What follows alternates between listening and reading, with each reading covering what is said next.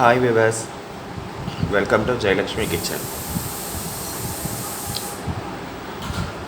Daily நம்ம கிச்சனில் நார்மலான சிம்பிள் லன்ச் மெனு தான் பார்த்துட்டுருக்கோம். இன்றைக்கும் அதே மாதிரி ஒரு சிம்பிளான லன்ச் மெனு தான். இன்றைக்கி சண்டே, மோஸ்ட்லி எல்லோரும் ஹெவியாக தான் பண்ணுவேன். இன்றைக்கி நாங்கள் ரொம்ப சிம்பிளான லன்ச் மெனு தான் ஆட்டில் பண்ணியிருக்கா. வாங்க என்ன சாப்பாடுன்றதை பார்க்கலாம். இன்றைக்கி சுட சாதம்.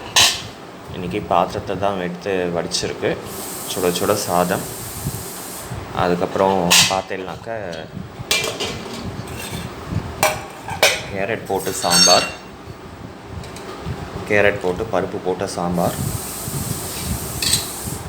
ஸோ எல்லாருக்கும் தெரியாது ஒன்றும் இல்லை, நானும் புதுசாக சொல்லிடவும் போகிறதில்ல. So carrot sambar. அதுக்கப்புறம் இது பார்த்தீங்கன்னாக்க கோவக்காய் கறி. ஸோ இதுலேயே பார்த்தீங்கன்னா 2 கேரட்டும் போட்டிருக்கேன். ஏன்னா சாம்பாருக்கு கேரட் கட் பண்ணும்போது கொஞ்சம் கூட ஜாஸ்தி ஆகிடுது. அதனால் அதை வேஸ்ட் பண்ண வேணாமேன்ட்டு கோவக்காய் கூட மிஞ்ச இந்த கேரட்டையும் சேர்த்து போட்டு பண்ணியிருக்கேன். கோவக்காய் கறி ஒன்றும் பெருசாக இல்லை. கடாயில் எண்ணெய் விட்டு கடுகு, உளுத்தம்பருப்பு, சீரகம் தாளிச்சிட்டு கோவக்காயை போட்டுருங்கோ. கோவக்காயை போட்டு மஞ்சப்பொடியும் போட்டுட்டு நான் இன்றைக்கி ஒரு தக்காளி ஒன்று போட்டிருக்கேன். இது கூட உங்களுக்கு தக்காளி வேணும்னா போடுங்க, இல்லை அப்படியே ப்ளெயினாக போட்டுக்கிறேன்னா கூட ஓகே. தக்காளியை போட்டு நான் மஞ்சப்பொடி, அதுக்கப்புறமா கட்டை மிளகா அப்படி போட்டிருக்கேன். போட்டு உப்பையும் போட்டு மூடி வச்சுருங்க. அந்த ஜலத்திலேயே நன்னா வேசத்து கொட்டி நன்னா கோவக்காய் வெந்துடும். வெந்த உடனே நன்னா பரத்தி விட்ட மாதிரி வச்சிடனாக்கா நல்லா டீப் ஃப்ரை ஆகிடும். டீப் ஃப்ரை ஆனதும் எடுத்துருங்கோ. இதை பாருங்கள், பார்க்கும்போதே நல்லா இருக்குது, நல்ல உதிரியாக. ஸோ கோவக்காய் போட்டு கறி. அதுக்கப்புறமா அது பார்த்தீங்கன்னாக்கா மோர். இது இஞ்சி புளி ஊறுகாய். இப்போது கோவக்காய் கறிக்கு காரப்பொடி போடல அப்படின்னாக்கா கூட நீங்கள் கறிப்பொடி உங்கள்கிட்ட இருந்தால் கூட போட்டுக்கோங்க. கறிப்பொடி ஒன்றும் பெருசாக பிரமாதமாக இல்லை. நீங்கள் அப்பப்போ ஃப்ரெஷ்ஷாகவும் அரைச்சிக்கலாம், இல்லை ஒரு டப்பாவில் கண்டெய்னரில் போட்டு அரைச்சி வச்சுக்கலாம்.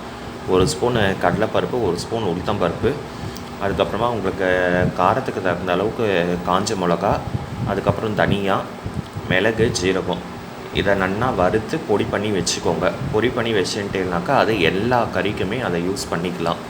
அதாவது கத்திரிக்காய், அவரைக்காய், பீன்ஸு, உருளைக்கிழங்கு, அதே மாதிரி சேப்பங்கிழங்கு, இந்த மாதிரி எல்லா கறிக்குமே அந்த கறிப்பொடி போட்டெல்லாம் நல்லா இருக்கும்.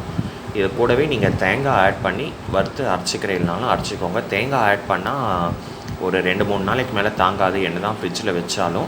தேங்காய் இல்லாமல் வச்சிடலாக்க தாராளமாக ஒரு 1 வீக்கு கூட தாராளமாக வச்சுக்கலாம். அதனால் நான் இன்றைக்கி சாதாரண கட்டை மிளகா அப்படி தான் போட்டிருக்கேன்.